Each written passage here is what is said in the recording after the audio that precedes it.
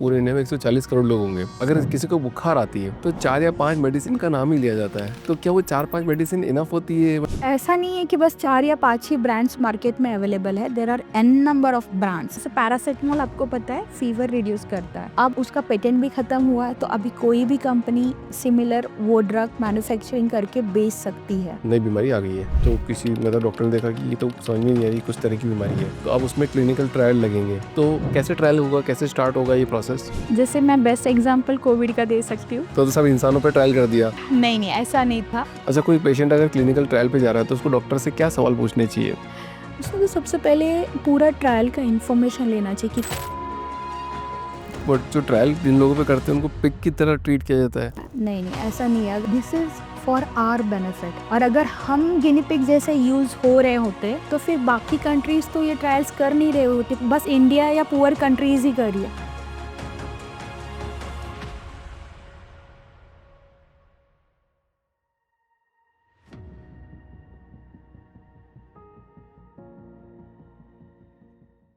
विजय ma'am, बहुत बहुत स्वागत है आपका द फाउंडर्स ड्रीम चैनल के अंदर। कैसे हैं मैम आप? Thank you so much for inviting me. बहुत बढ़िया हूँ सर। मेरे को काफ़ी मज़ा आता है जब मैं किसी एक्सपीरियंस आदमी के साथ बात करता हूँ। 15 साल का एक्सपीरियंस, मतलब जैसे मेरे को तो अभी कम ही हुआ है, 10-11 साल ही थोड़ा इस इंडस्ट्री में हुए काम करते-करते। तो जब आप बहुत काम करते हो, करते-करते लंबे समय तक करते हो तो आपको एक बहुत सारा एक्सपीरियंस हो जाता है और दिमाग में बहुत सारी चीज़ें आ जाती है आपके पास कि मुझे ये भी पता है, मुझे ये भी पता है। और वो चीज़ें सारी आज मैं ऑडियंस को देने वाला हूँ और मैं भी थोड़ी लर्निंग लेने वाला हूँ आपसे। सो विजय मैम, 15 सालों का एक्सपीरियंस कैसा रहा, मतलब आपकी life journey 15 years as a career? We can say that थोड़ा बहुत रोलर कोस्टर भी था। बिकॉज मैंने इस इंडस्ट्री को इन्फेंट स्टेज से अभी बोल सकते कि ये टॉडलर स्टेट में है। इंडिया में क्लिनिकल रिसर्च 2005 में आया था। मतलब लाइक ले पर्सन के पास है, या मैंने शुरुआत जब की थी, तो तब से अब बहुत सारी चीज़ें चेंजेस हुई है। क्या होता है क्लिनिकल रिसर्च मैडम? अगर अगर नॉर्मल आदमी बात करे, अगर क्योंकि सब हाउस वाइफ देख रही होगी और सारे फाउंडर्स देख रहे होंगे, अच्छा क्लिनिकल रिसर्च क्या समझेंगे उससे? 2 वेज़ में बता सकती हूँ। कोई भी ड्रग का लैब में जब डेवलप होता है वो ड्रग, उसके बाद का मार्केट में आने का जर्नी क्लिनिकल रिसर्च इंडस्ट्री है, ओके। और दूसरा ये बोल सकते हैं, आप जो भी मेडिसिन खा रहे हो या ट्रीटमेंट्स ले रहे हो, वो ट्रीटमेंट्स को वैलिडेशन या अप्रूव्ड होना या वो मेडिसिन मार्केट में आना, वो थ्रू क्लिनिकल रिसर्च इंडस्ट्री होता है। कैसे डिफाइन करते हैं आप लोग कि हमको ये दवाई खानी है? अगर ये करीब-करीब 20 साल का मेडिसिन का जर्नी बोल सकते हैं। जैसे लैब में अगर मेडिसिन फाइंड आउट होता है, उसके बाद वो मेडिसिन अगर मार्केट में आता है तो उसमें बहुत सारे प्रोसेसेस हैं। Phase 1, phase 2, phase 3 and phase 4 clinical trials होती है। उसके बाद उस प्रोसेस को सपोर्ट करने के लिए डिफरेंट सेगमेंट्स है। तो through this segments and processes, guidelines, different stake holders, ये ड्रग मार्केट में आता है। मेरे को एक सवाल आ रहा है यहाँ पे मैडम। सवाल ऐसा है कि मतलब पूरे इंडिया में 140 करोड़ लोग होंगे और नॉर्थ से लेकर साउथ में आप जाओगे तो अगर किसी को बुखार आती है तो 4 या 5 मेडिसिन का नाम ही लिया जाता है। तो क्या वो 4-5 मेडिसिन इनफ होती है? मतलब जैसे मान लो डोलो हो गई, कॉमिफ्लाम हो गई और 3-4 नाम और हो गए, पैरासिटामोल टाइप। तो क्या ये इनफ है, मतलब उस एक सब लोगों को कैटर करने के लिए ऊपर से लेकर नीचे तक? हाँ, हम ऐसा नहीं है कि बस 4 या 5 ही ब्रांड्स मार्केट में अवेलेबल है। There are an number of brands, like global clients के भी ब्रांड्स है। देन इंडियन कंपनीज जो है, ग्लोबल फार्मास्यूटिकल कंपनीज के भी अपने ब्रांड्स है। और जो आपने लिए वो रिनाउंड ब्रांड्स है जो ग्लोबल क्लाइंट्स के। देन इंडियन कंपनी है, उनके भी ब्रांड्स है। अलोंग विद दैट लाइक एक लोकल कंपनीज बोल सकते हैं। जैसे मैं बेंगलोर से हूँ, तो मैंने बेंगलोर में कोई कंपनी मतलब कहीं से मैन्युफैक्चरिंग करवा के लाया एंड वो ड्रग को बेच दिया। अब जैसे आपने फीवर के लिए बोला, तो फीवर एक कोई बहुत बड़ा डिसीज नहीं है जिसके कारण मतलब उसके लिए आप मतलब ये नहीं बोल सकते हैं। लाइक वो ड्रग ऑलरेडी अप्रूव, जैसे पैरासिटामोल आपको पता है फीवर रिड्यूस करता है। एंड ये जो जेनरिक मॉलिक्यूल है, ये अप्रूव्ड है फीवर के लिए। तो अब उसका पेटेंट भी खत्म हुआ है, तो अभी कोई भी कंपनी सिमिलर वो ड्रग मैन्युफैक्चरिंग करके बेच सकती है। But there are an number of treatments जिसके लिए हमें रेगुलेटरी अथॉरिटी के अप्रूवल लेने की ज़रूरत है।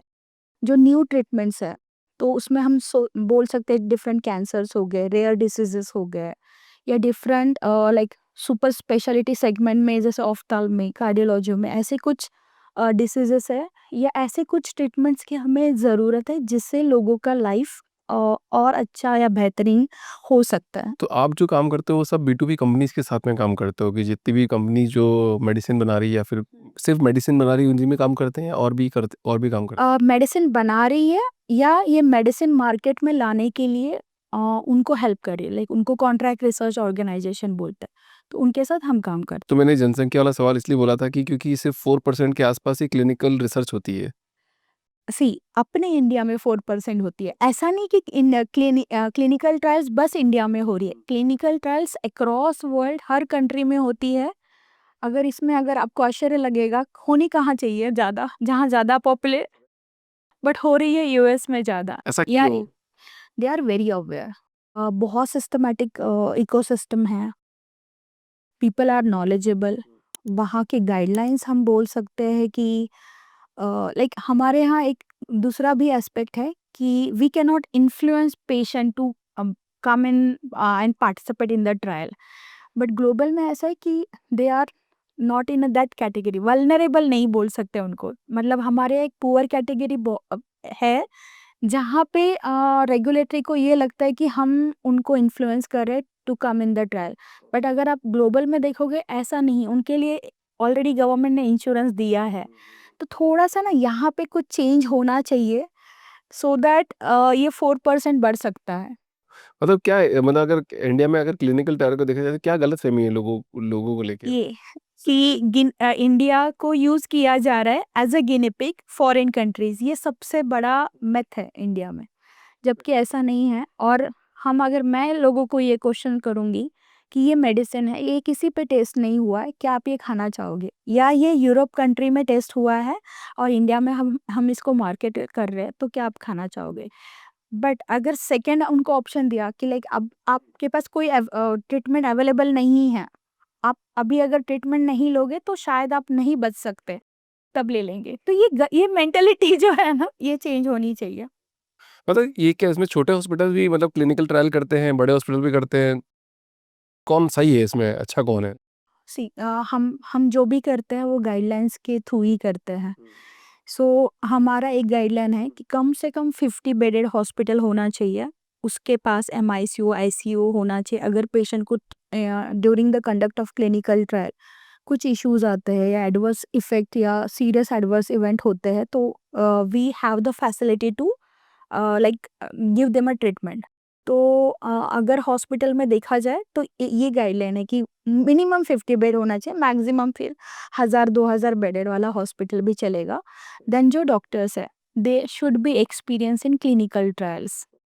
तो ये सब क्राइटेरिया उनका खुद का इंस्टीट्यूशनल एथिक्स कमेटी होना चाहिए, which is one of the stake holder in clinical research, take care of patient right safety and wellbeing throughout the clinical trial.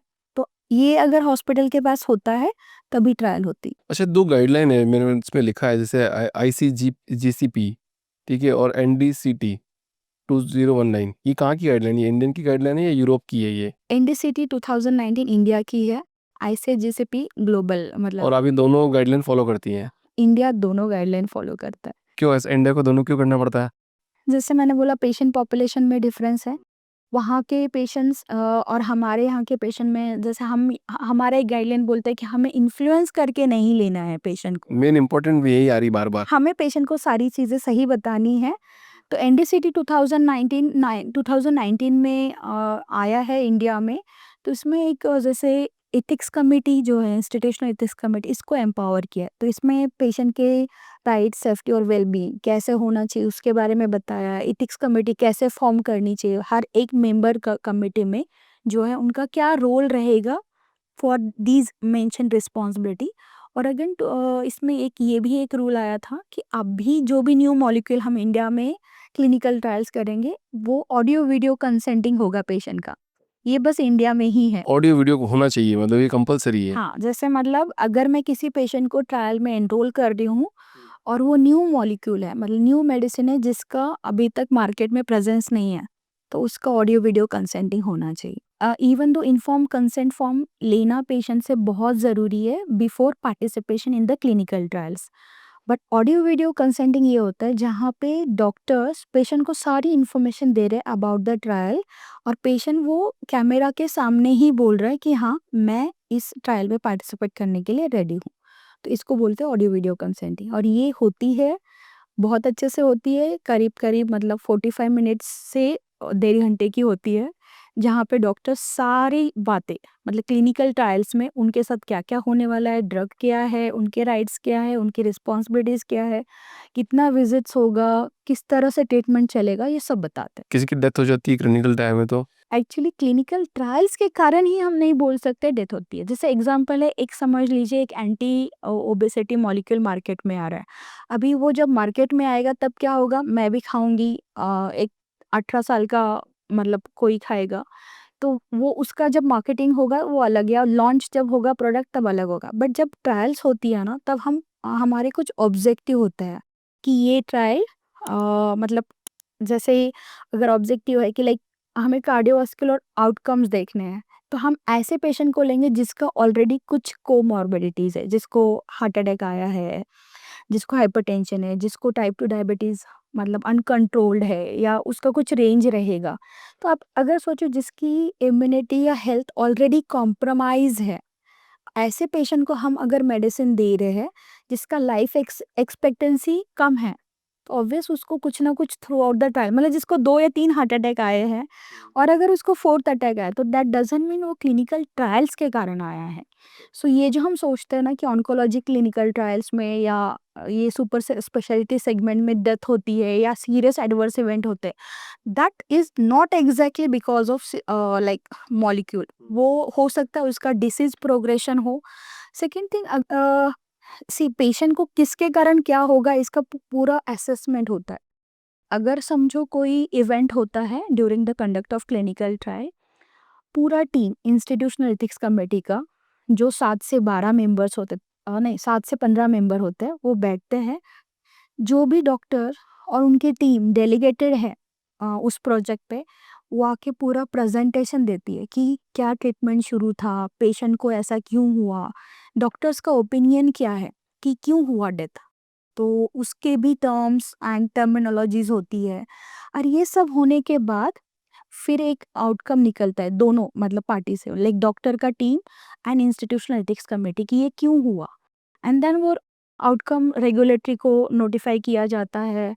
Then उसके बाद अगर एथिक्स कमेटी बोलती है, इवन दो गाइडलाइंस भी ये है कि अगर पेशेंट ट्रायल्स में है, उनका इंश्योरेंस निकलना चाहिए जितने भी पेशेंट है, और अगर समझ लो डेथ होती है, तो उसका जो नॉमिनी है उसको कंपनसेशन मिलना चाहिए। तो उसका पर्टिकुलर फॉर्मूला वगैरह होता है, अकॉर्डिंग टू दैट हम उनको कंपनसेशन देते हैं, though it is not related to drug, और अगर वो रिलेटेड टू ड्रग है तो भी।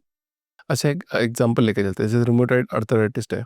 अभी ये बीमारी मान लो नहीं एग्जिस्ट करती थी, अब ये मान लो आई है, नई बीमारी आ गई है, तो किसी मतलब डॉक्टर ने देखा कि ये तो समझ में नहीं आ रही, कुछ तरह की बीमारी है, तो अब उसमें क्लिनिकल ट्रायल लगेंगे। तो एक ही बंदे, 2 बंदे या 10 बंदे, ऐसे कुछ थोड़े बहुत ही लोगों का ही है, तो उन पे कैसे ट्रायल होगा, कैसे स्टार्ट होगा ये प्रोसेस? जैसे मैं बेस्ट एग्जांपल कोविड का दे सकती हूँ। तो सब इंसानों पे ट्रायल कर दिया। नहीं, नहीं ऐसा नहीं था। सी कभी कोई अगर इवन अभी चिकनगुनिया इंडिया में बहुत ज़्यादा स्प्रेड हो रहा है, डेंगू। सो जहाँ पे अगर इसका स्प्रेड और ऐसा नहीं है कि वो इंडिया में हो रहा है, वर्ल्ड वाइड भी ऐसे कुछ कंट्रीज़ होंगी जहाँ पे ये डिसीज़ेज़ है या ऐसा कुछ सिचुएशन आता है पैंडेमिक जैसा like Covid. So what is our first priority कि हम कोई ऐसा वैक्सीन बनाएँ जिससे ये कहीं न कहीं प्रिवेंशन हो जाए, and then we found the treatment. So जैसे आपने बोला कि कम लोगों को हो रहा है, तो वो रेयर डिसीज़ में आता है। तो उसमें मेडिसिन फाइंड आउट करना वगैरह काफ़ी डिफ़िकल्ट, इसीलिए आज भी आप देखोगे रेयर डिसीज़ेज़ में कोई ऐसा बहुत मतलब प्रोमिनेंट ट्रीटमेंट अवेलेबल्स नहीं है। स्टिल वी आर सर्चिंग, और ये इंडिया में नहीं हो रहा है, ये अक्रॉस वर्ल्ड हो रहा है। तो इंडिया में हो सकता है उसके 15 पेशेंट होंगे, या मतलब ये 15 बहुत कम मिनिमम नंबर है, इतना तो नहीं रहता है।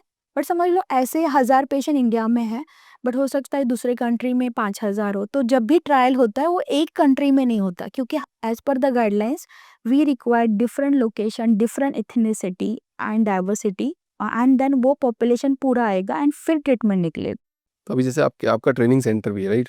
तो ट्रेनिंग सेंटर के अंदर मतलब कैसे, मतलब कोई बंदा आएगा तो कैसे आप उसका फाउंडेशन उसकी बहुत मजबूत होनी चाहिए, कैसे पता करोगे आप? ट्रेनिंग सेंटर में फर्स्ट हमारा मोटिव ये रहता है बच्चे को ये समझे कि ये इंडस्ट्री क्या है, कहाँ कहाँ उनको जॉब अपॉर्चुनिटीज मिल सकती है, और एज अ इंस्टीट्यूट हम उनको कैसे ग्रो करवाएंगे to get their first job. तो ये एक काइंड ऑफ मेंटरिंग है कि हम उनको क्या क्या देने वाले हैं और क्या करंट ट्रेंड चल रहा है, जो उन्होंने भी ये चीज़ सोचनी चाहिए कि हाँ ये तो इनको आना ही चाहिए। सो अकॉर्डिंग टू दैट हम उनको मेंटरिंग करते हैं to get the first job. मतलब जैसे मान लो सॉफ्टवेयर इंजीनियर तो पापा बता देते, मम्मी बता देती, तो क्लिनिकल रिसर्च तो एक अलग ही टर्म हो गई। तो माँ बाप को तो ऑलरेडी पता नहीं होगा कि ये कोर्स भी कराना चाहिए, तो वो बच्चे को गाइडेंस मिलेगी नहीं। तो किसको, कौन बंदा आना चाहिए इसमें? उसको कैसे पता चलेगा कि मुझे क्लिनिकल रिसर्च में इंटरेस्ट है, मैं इसमें जाना चाहता हूँ? सो अभी जैसे होता है हमारे यहाँ एजुकेशन, जैसे आपने बोला कि मम्मी पापा डिसाइड करते कि मेरा बेटा डॉक्टर हो, इंजीनियर हो, और वो नहीं होता है तो फिर चलो कुछ नया सोचते हैं अब। तो ये this is a wrong way. हमें हमारे बच्चों के जो हम ब्रॉट अप जब कर रहे हैं, तभी हमें समझना चाहिए कि उसके इंटरेस्ट क्या है एंड उसने सोचना चाहिए। एंड सेकंड थिंग ये भी बोल सकते हैं कि आने वाले लाइक फ्यूचर लाइफ में क्या मतलब बड़ा बन सकता है। सो हमें उस हिसाब से हमारे बच्चों को करियर चूज़ करने में हेल्प करनी चाहिए। तो हम क्या करते हैं, जैसे जो लाइफ साइंस स्टूडेंट्स हैं, ये परफेक्ट स्टूडेंट्स हैं इस इंडस्ट्री के लिए, जिन्होंने BSc, MSc, B pharma, even तो मैं बोलूँगी B pharma, M pharma, pharma D students या डॉक्टर्स ये इंडस्ट्री में बहुत जल्दी अपने आप को मतलब ये करियर डेवलप कर सकते हैं, because they already learn medicine, उनको ड्रग्स के मोड ऑफ एक्शन पता है, उनको एनाटॉमी पैथोफिजियोलॉजी अच्छे से, मतलब उनको डिसीजेस भी पता है। So they can come in this industry and grow and they can get the job also। ये ग्लोबली कनेक्टेड इंडस्ट्री है, तो उनको ग्लोबली जाने का भी बेनिफिट मिल सकता है। बट हाँ, अवेयरनेस नहीं है, तो हम लोग वेबिनार्स ले रहे हैं, हमारा एक यूट्यूब चैनल है, थ्रू दैट और सोशल मीडिया प्लेटफॉर्म्स हम उनको अवेयर कर क्योंकि रहे हैं। मेरा सवाल यही था, क्योंकि उनको पता ही नहीं होगा ना कि इस तरह की भी, जैसे इंजीनियरिंग में बहुत सारा कैटेगरी होती है अलग अलग, कि आप इसमें जा सकते हो, इसमें जा सकते हो, इसमें जा सकते हो, सॉफ्टवेयर टेस्टिंग में जा सकते हो, डेवलपमेंट में जा सकते हो, डिजाइनिंग में जा सकते हो। तो बहुत नहीं पता चलता है कि इतनी वास्ट वैरायटी भी है अंदर जाने के लिए। तो क्लिनिकल रिसर्च का तो टर्म आपको बहुत अवेयरनेस करनी पड़ेगी इसकी। तो ये हम लोग कॉलेज से कनेक्ट करते हैं थ्रू मतलब to give them awareness through social media platform. अभी ऐसा है बच्चों को थोड़ा बहुत पता है कि क्लिनिकल रिसर्च नाम की कोई इंडस्ट्री है, बट किस टाइप के जॉब है, कितने सेगमेंट्स है, कहाँ उनको अगर वो जाते हैं तो दे कैन हिट और दे कैन मतलब इजीली गेट द जॉब्स और ग्रो इन मतलब लाइक हैविंग ग्रोइंग करियर, ये नहीं पता है। मतलब कोई ऐसा प्लेटफॉर्म होना चाहिए जहाँ पे ना हर करियर के बारे में डिस्क्राइब बता रखा हो कि ये करियर है, आप इसमें जा सकते हो और इतना आप सैलरी भी कमा सकते हो। शायद ऐसा कोई प्लेटफॉर्म नहीं है ये। इसके लिए ना हमने कॉलेज टू कॉर्पोरेट एक इवेंट किया था ऑफलाइन नागपुर में अभी रिसेंटली जून मंथ में। So we can provide these kind of platform to the life science student where they can meet industry people. Even though अगर हमारा क्लिनिकल रिसर्च इंडस्ट्री का India का एक ऑर्गेनाइजेशन है, Indian society for clinical research, इसमें students के लिए workshop होते हैं, तो students can come in this platform, अपने आप को रजिस्टर कर सकते हैं, इंफॉर्मेशन ले सकते हैं डिफरेंट सेगमेंट की। तो ये एक प्लेटफॉर्म है और कैनवास क्लिनिकल रिसर्च सर्विसेज का भी हमेशा ये बना है कि कैसे हम स्टूडेंट्स और इंडस्ट्री का ये जो गैप है उसको ब्रिज करें थ्रू डिफरेंट इवेंट्स, वेबिनार्स और लाइक इंटरेक्टिव सेशंस, तो ये हम करते हैं। एब्सोल्युटली। मैडम एक चीज़ और है, मतलब वो जो ट्रायल जिन लोगों पे करते हैं उनको पिग की तरह ट्रीट किया जाता है, ऐसा है क्या? नहीं, वही हमारा एक पहला डिस्कशन भी हुआ था कि इंडिया में नहीं, नहीं ऐसा नहीं है। अगर देखिए, वही मैं बोली आप कितने ऐसे लोग हैं जो चाहते हैं कि बिना जाँच किए हुए अगर सामने मेडिसिन रखेंगे और वो खाएँगे। So this is for our benefit, और अगर हम गिनी पिग जैसे यूज़ हो रहे होते, तो फिर बाकी कंट्रीज़ तो ये ट्रायल्स कर नहीं रहे होते, बस इंडिया या पुअर कंट्रीज़ ही कर रही है। जबकि डेवलपिंग कंट्रीज़ कम क्लिनिकल ट्रायल्स कर रही, even though in Asia also China, Malaysia, Singapore is ahead than India. So why they are doing these trials if they are also using their people and even US and other European countries भी जैसे Australia है, UK, US है, तो वो लोग बहुत अच्छे से कर रहे हैं, तो वो क्यों कर रहे आप इस फील्ड में कैसे आए? थोड़ा-सी अलग बात करते हैं। मतलब 13-14 साल पहले आप इस फील्ड में कैसे आए? मतलब क्या हुआ आपके साथ ऐसा कि आपको लगा कि मेरे को इस फील्ड में आना चाहिए और आगे क कंटिन्यू करना चाहिए? मेरा हमेशा ही था, जैसे मैंने जब बी-फार्म भी चूज़ किया तब मैंने ये सोचा था कि बहुत कम लोगों को बी-फार्मेसी के बारे में पता है। ये 2003 मतलब 3-4 की बात है। तो that time clinical research industry मुझे भी नहीं पता था, बट मैं फार्मास्यूटिकल मार्केटिंग में थी। ड्यूरिंग द कॉल लाइक होता है ना डॉक्टर्स के कॉल कर रहे हैं, हम बाहर बैठे वेटिंग रूम में। तो मुझे लोगों से और वहाँ के बिज़नेस डेवलपमेंट एग्ज़ीक्यूटिव से पता चला कि ऐसा भी कोई इंडस्ट्री आया है इंडिया में। सो मेरा हमेशा से सोचना था हमें ऐसा कुछ करना चाहिए जो आने वाले कुछ टाइम के बाद यूज़ होगा। जैसे आज अगर आप देखोगे हम बोल रहे हैं एआई आने वाला है, रोबोटिक्स आने वाला है, ऐसा कुछ होने वाला है। तो ये सब नई चीज़ें अगर हम आज सीखते हैं ना, सो ऑब्वियस हमारा जो करियर है वो ग्रोइंग ही रहेगा, क्योंकि यहाँ सैचुरेशन नहीं है। आपको बहुत सारी चीज़ें करने के लिए बहुत सारी अपॉर्च्युनिटीज़ आप क्रिएट भी कर सकते हो और आपको मिलती भी है। So this vision bring me in this industry. तो आपका मतलब जो आपने बिज़नेस बनाया है, क्या अप डाउन्स रहे? क्या ल लाइफ़ की लेसन रहे आपके बिज़नेस में? जब मैंने शुरुआत किया था ना, तो मैंने ये तो नहीं सोचा था कि मुझे बिज़नेस करना है। जिस भी कंपनी में मैं जाती थी, मैं सोचती ये मेरा अब आखिर इसी में मैं जॉब करूँगी। बट ऐसा होता नहीं था। कभी मुझे ऐसा लगता था यार ये चेंज होना चाहिए। लाइक एग्ज़ीक्यूशन में अगर हम ऐसा करें तो कितना अच्छा है। तो ऐसे करते-करते 2017 एंड तक मुझे लगा कि क्यों ना, जब मुझे जैसे लोग मुझे बुलाने लगे कि विजया तुम आके मेरे लिए ये कर दो। सो दैट इंस्पायर्ड मी कि अगर कोई मुझे इनवाइट कर रहा है और बोल रहा है कि मेरे ऑर्गेनाइज़ेशन में आके आप ये काम मेरे लिए करो, तो क्यों ना मैं खुद स्टार्ट करूँ। और वो जो लूपहोल्स मुझे दिख रहे थे, वो मैं लूपहोल्स पे मेरा ही कंट्रोल रहेगा। I can like make few changes whatever I want, जिसमें मेरा कंट्रोल है। ऑब्वियस ये बहुत स्टेक होल्डर ड्रिवन इंडस्ट्री है, इसमें और भी स्टेक होल्डर्स है, बट जितना मैं कर सकती हूँ उतना मैं बहुत अच्छे से कर पाऊंगी। कोई रियल केस सिनेरियो है आपके पास जिसमें किसी की लाइफ़ थोड़ी इम्प्रूव हो गई हो, क्वालिटी बढ़ गई हो थोड़ी-सी, जिसमें आपने क्लिनिकल ट्रायल किया हो? बहुत ज़्यादा है। किस बीमारी की वजह से मतलब उनको ड्रग्स दिया गया पर उनकी लाइफ़ बढ़ गई फिर भी? अगर आप देखोगे ना क्लिनिकल ट्रायल्स में अगर कैसे होते हैं ये थोड़ा मैं बताना चाहूँगी। आप कितने लोग हैं इंडिया में जिनका खुद का इंश्योरेंस है? कितने ऐसे लोग हैं जो एवरी 6 मंथ्स आफ्टर 40 अपना रूटीन चेकअप करते हैं? कितने ऐसे लोग हैं जो डॉक्टर्स को जाके अपने बीमारी के बारे में सही तरीके से बता सकते हैं, या जिनको अपना एक फाइल प्रॉपर्ली लगाया है, जिनको डॉक्टर के सामने बैठ के मतलब पता है कि मुझे क्या बोलना है या मैं क्या मेडिसिन खा रहा हूँ, वो सही खा रहा हूँ।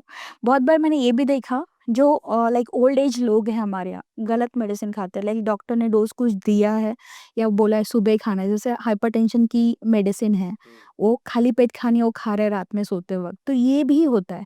सो अगर कोई भी क्लिनिकल ट्रायल्स में पार्टिसिपेट करता है, तो हमारा टीम उस वो जो पार्टिसिपेंट है उनके पीछे रहता है कि उनको कब मेडिसिन खानी है, उनके एवरी मंथ टेस्ट होंगे, उनको रिपोर्ट्स दिखाई जाएँगी। जब भी वो डॉक्टर के सामने जाते हैं तो उनका प्रीवियस रिपोर्ट लेके जाते हैं। उनको बताया जाता है डॉक्टर्स अगर मेडिसिन में कुछ चेंजेस करते हैं तो वो चेंजेस क्या है, उनको मेडिसिन कैसे खानी है, खाई कि नहीं खाई, अगर कोई इंजेक्टेबल है तो हम वीडियो कॉल करते हैं। सो इतना केयर क्लिनिकल रिसर्च में होता है। अलोंग विद दैट उस पेशेंट को आने-जाने के ट्रैवल अलाउंसेस मिलते हैं। अगर कुछ ऐसा भी है कि लाइक वो अगर जॉब कर रहे हैं और उस दिन लाइक हॉस्पिटल में विज़िट करते हो तो उनका उस दिन का सैलरी डिडक्ट होगा। तो वो सैलरी उनको उसका उसका रिनोवेशन उनको मिलता है। तो इतना केयर क्लिनिकल ट्रायल्स में होता है अगर कोई पेशेंट आता है। तो मैंने मेरे थ्रू आउट जर्नी में देखा ज़्यादातर डेथ हम हमारी केयर नहीं करते इसलिए होता है।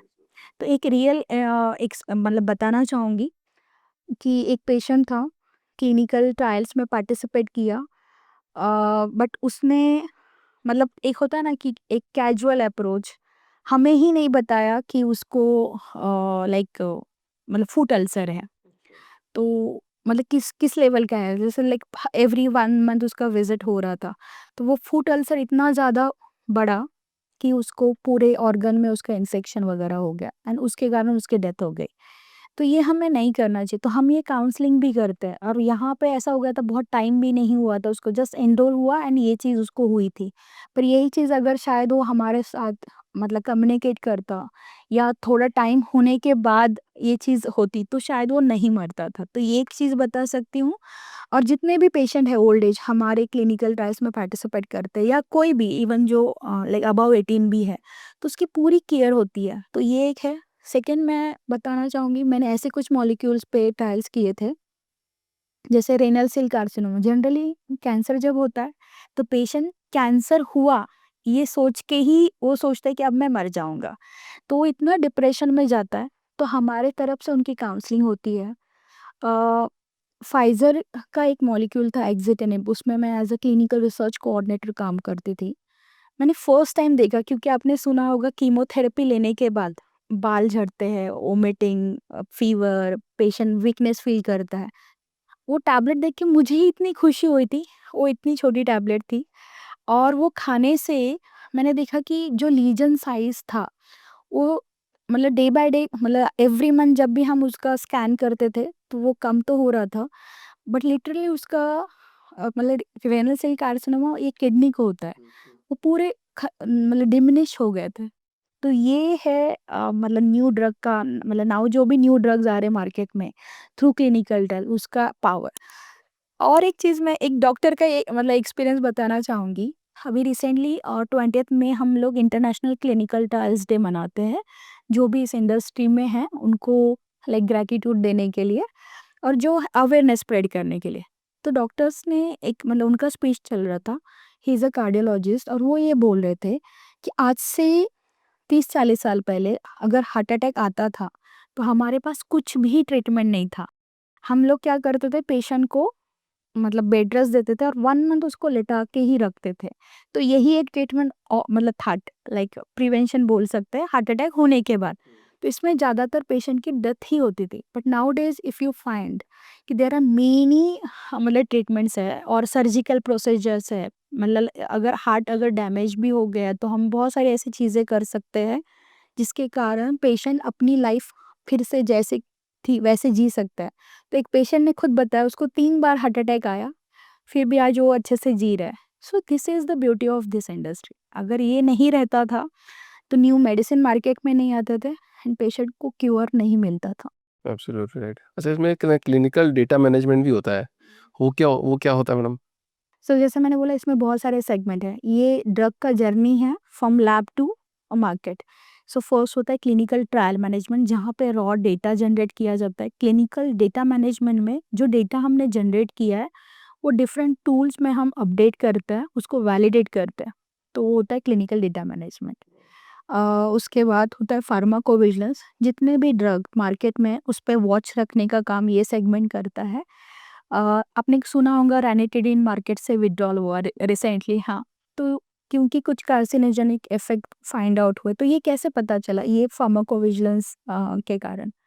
उसके बाद होता है रेगुलेटरी अथॉरिटी। आप जब भी इंडिया में या जो कंट्री में आपको क्लिनिकल ट्रायल करना, वहाँ के रेगुलेटरी अथॉरिटी का आपको अप्रूवल लेना पड़ता है। सो वो अप्रूवल रेगुलेटरी अथॉरिटी देती है। तो इंडिया में सीडीएस को है, उसको हेड डीसीजीआई करता है और वहाँ से अप्रूवल मिलने के बाद ही आप इंडिया में कहीं भी क्लिनिकल ट्रायल्स कर सकते हो। तो ये इतना आसान नहीं है। अलोंग विद दैट आपको रेगुलेटरी का तो अप्रूवल मिला, बट आपको इंस्टीट्यूशनल एथिक्स कमेटी का भी अप्रूवल चाहिए। एंड ये अप्रूवल ऐसा नहीं है कि आपने सबमिट कर दिया हो गया। प्रॉपर मीटिंग्स होती है, जाके वहाँ प्रेजेंटेशन देने पड़ते हैं, उनके क्वेरीज आते हैं, उस क्वेरीज को रिजॉल्व करना पड़ता है और ये सब डॉक्यूमेंटेड है। अब मतलब बिल्कुल, मैं तो आज आज ही मैंने जो क्लिनिकल रिसर्च वाला जो ये मेरा पहला पॉडकास्ट है, उसमें मेरे को आज पहली बार समझ में आया कि इतनी सारी चीज़ें होती है एक मेडिसिन को आने में। ऐसा लगता था कि खुद ही अपने आप में रिसर्च कर लेते हैं और खुद ही दे देते होंगे हमको। नहीं, see everyone is responsible to bring a safe treatment. But आप खुद सोचो इतना मतलब ये वास्ट है और इसमें अगर एक चीज कुछ हो जाती है तो दैट डजंट मीन कि ये रॉन्ग है। But every process has been standardise और उसका मतलब यही देखा जाता है कि पेशेंट को कुछ नहीं ही होना चाहिए। अच्छा, कोई पेशेंट अगर क्लिनिकल ट्रायल पे जा रहा है तो उसको डॉक्टर से क्या सवाल पूछने चाहिए? उसने तो सबसे पहले पूरा ट्रायल का इन्फॉर्मेशन लेना चाहिए कि कौन सी कंपनी इन्वॉल्व है, उनकी केयर कौन करने वाला है, कितनी टीम मेंबर्स है टीम में, अगर उनको कभी कुछ लाइक डिसीज के कारण या मेडिसिन के कारण कुछ ऐसा साइड इफेक्ट्स या एडवर्स इवेंट लगता है तो किसको कॉल करना चाहिए, उनके खुद के राइट्स और रिस्पॉन्सिबिलिटीज क्या है, अगर उनको कुछ होता है तो उनके जो फैमिली मेंबर्स हैं तो उनको कंपनसेशन कितना मिलना चाहिए या मिलेगा, उनकी खुद की केयर कैसे की जाएगी through out the clinical trials, ये सारी चीज़ें पूछनी चाहिए और ये पता होनी चाहिए। बिल्कुल पता होना चाहिए। मेरे को 4-5 सवाल और है मैडम आपसे। इस पॉडकास्ट को बनाने के लिए तो 5-6 घंटे का पॉडकास्ट बनाया जा सकता है, बट हमको एक ऐसा फ्रेम करना पड़ता है कि ताकि एक पहले लोगों को पहले अंडरस्टैंडिंग हो जाए। मैं आपके साथ सेकंड पॉडकास्ट वापस करना चाहूँगा और पूरा डिटेल में डिस्कशन करेंगे। आप जहाँ पे काम करते हो वो भी देखेंगे कि कैसे होता है ये एक्चुअली। तो और ज़्यादा क्यूरियोसिटी से सवाल पूछे जा सकते हैं उसके अंदर। अच्छा मैडम बताइए कि आज भारत की क्लिनिकल रिसर्च में सबसे बड़ी ताकत क्या है? हमारे पेशेंट पूल बोल सकते हैं और डाइवर्सिफाइड डिसीज़ सेगमेंट, मतलब लाइक जैसे यहाँ पे मेटाबॉलिक डिसऑर्डर्स के भी लोग मिलेंगे, कैंसर भी अभी बढ़ रहा है, रेयर डिसीजेस भी है जिसके लिए हमारे पास ट्रीटमेंट्स अवेलेबल नहीं है। तो ये इसको हम एज़ अ पावर यूज़ कर सकते हैं हमारे पॉपुलेशन को। एंड जो new pharmaceutical come like Indian pharmaceutical companies भी काफ़ी स्ट्रॉन्ग है हमारे पास, so they can also find out new मतलब research molecules which can give the cure और लाइफ मतलब जो लाइफ एक्सपेक्टेंसी पेशेंट की बढ़ा सकते हैं। अच्छा क्लिनिकल रिसर्च में ऐसा कौन-सा रोल है जिसके बारे में लोग ज़्यादातर नहीं जानते हैं? मुझे लगता है लोग जानते ही हाँ, नहीं है। मैं वही कह रहा हूँ क्लिनिकल रिसर्च के बारे में ही नहीं जानते होंगे ज़्यादातर। हमारा एक राइट माइंडसेट होना चाहिए, मतलब हमने ये नहीं सोचना चाहिए कि मेरा यूज़ हो रहा है। आप खुद सोचो हर चीज़ के लिए, अगर आप विक्टिम माइंडसेट से जाओगे, मेरा यूज़ हो रहा है, आपको भी तो कुछ मिल रहा है। अगर जो ट्रीटमेंट जैसे मैंने बोला था कि रेनल सेल कार्सिनोमा के लिए जो ट्रीटमेंट था, वो 1 बॉटल का कॉस्ट 6 लाख था, जो पेशेंट को फ्री मिल रहा था। इवन जो लाइक ये होता है टेस्ट होती है, आपको पता है टेस्ट के कॉस्ट भी बहुत ज़्यादा होता है, लाइक अगर सीटी स्कैन कर रहे हैं या ईसीजी निकाल रहे हैं, तो ये सब आपको फ्री मिल रहा है, आपकी केयर भी की जा रही है। तो I don't think so either doctor या पेशेंट दोनों का विक्टिम माइंडसेट होना चाहिए कि यार ये तो पेशेंट है, मैं कैसा भी ट्रीट करूँगा, या पेशेंट का ये माइंडसेट होना चाहिए यार ये तो मुझे यूज़ करे। We are not using, this is our human responsibility है कि हम कुछ अच्छी चीज़ करें जिससे सोसाइटी को आने वाले बेनिफिट्स हो। और आपको अगर कोई भी एक सुपर पावर मिल जाए और बोले कि आप इंडिया के अंदर ट्रायल क्लिनिकल ट्रायल के अंदर कुछ बदलना चाहते हो तो क्या बदलोगे? बाप रे! बहुत सारी चीज़ें बदलना चाहूँगी, बट इंडिया का अगर देखूँगी तो माइंडसेट लोगों का बदलना चाहूँगी। सिर्फ माइंडसेट की वह माइंडसेट से इतना बहुत सारी चीज़ें चेंज होगी, लाइक अगर पेशेंट अलर्ट होके एक्टिव पार्टिसिपेशन रहेगा, उनको समझ में आएगा कि मेरे राइट एंड रिस्पॉन्सिबिलिटीज़ क्या है। बाकी के स्टेक होल्डर्स उनको ये बिज़नेस मॉडल समझ में आएगा कि इसको ग्रो कैसे करना चाहिए। तो मुझे लगता है इंडिया में माइंडसेट चेंज होना ही कितनी कंपनी होगी आपके जैसी, मतलब आप जो क्लिनिकल ट्रायल में काम कर रहे हो कितनी कंपनी होगी इंडिया में, कितना बड़ा मार्केट होगा? मार्केट तो बहुत बड़ा है, बिकॉज़ ये फार्मास्यूटिकल इंडस्ट्री से अलाइड है। बिलियंस में हम बोल सकते हैं कि मार्केट इतना बड़ा है। मैं इसको बस इंडिया के लेवल पे नहीं दे सकती, क्योंकि ग्लोबली, क्योंकि जो अभी जैसे हम जो ट्रायल्स कर रहे हैं तो हम ग्लोबल मॉलिक्यूल्स ही मतलब लाइक ट्रायल्स करते हैं, तो सब कनेक्टेड है। मेरा फर्स्ट जो क्लाइंट था वो भी ग्लोबल क्लाइंट था। सो मार्केट बहुत ह्यूज है और सब कनेक्टेड है। जो माइंडसेट लाइक ग्लोबल क्लाइंट्स का है वो इंडियन क्लाइंट का भी होना चाहिए। लाइक मैंने देखा, वो they are very stick with documentation, quality, data integrity, patient के साथ जो बिहेवियर है, उनके जो स्टैंडर्ड एसओपीज है, दे आर वेरी स्ट्रॉन्ग। उनका खुद का इकोसिस्टम बहुत अच्छा है। वो लाइक कोई कंट्री में यूके में बैठे हैं, बट वहाँ से भी वो हमको लाइक गाइड करते हैं। तो ये चीज़ें they are stick with their ethics and documentation. अगर उनके एग्रीमेंट में लिखा है 45 डेज में पेमेंट होना है, तो 45 डेज के अंदर ही हो जाएगा। वो 45 डेज तक भी इंतज़ार नहीं करते, और इंडिया में ऐसा है 145 डेज़। और फॉलो अप। तो ये इसीलिए मैंने बोला कि बिज़नेस माइंडसेट होना ज़रूरी है। सी बिज़नेस में हम हमेशा अगर दूसरों को ग्रो नहीं करवाएँगे, तो हम खुद भी कभी ग्रो नहीं कर सकते। अच्छा अगले 5 साल में भारत में कौन-सा थेरेपेटिक एरिया है जो सबसे ज़्यादा ग्रो होगा? वैसे तो मुझे लगता है ऑन्कोलॉजी, कैंसर ट्रीट मतलब लाइक कैंसर आप देखोगे आज, पहले ऐसा था कि हम कहीं तो सुनते थे, आज हम हमारे आजू-बाजू में भी देखते हैं।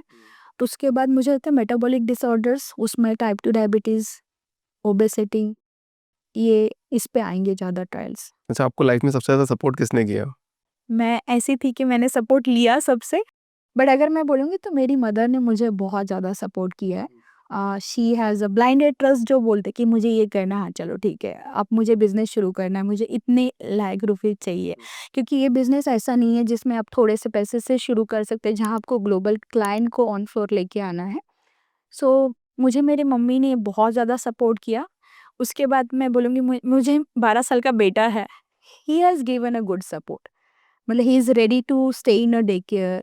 अभी जैसे मैं बहुत ट्रैवल करती हूँ, so he used to say that okay mamma तुम जाओ, मैं अच्छे से रहता हूँ। So I feel like have a freedom because of these 2 people.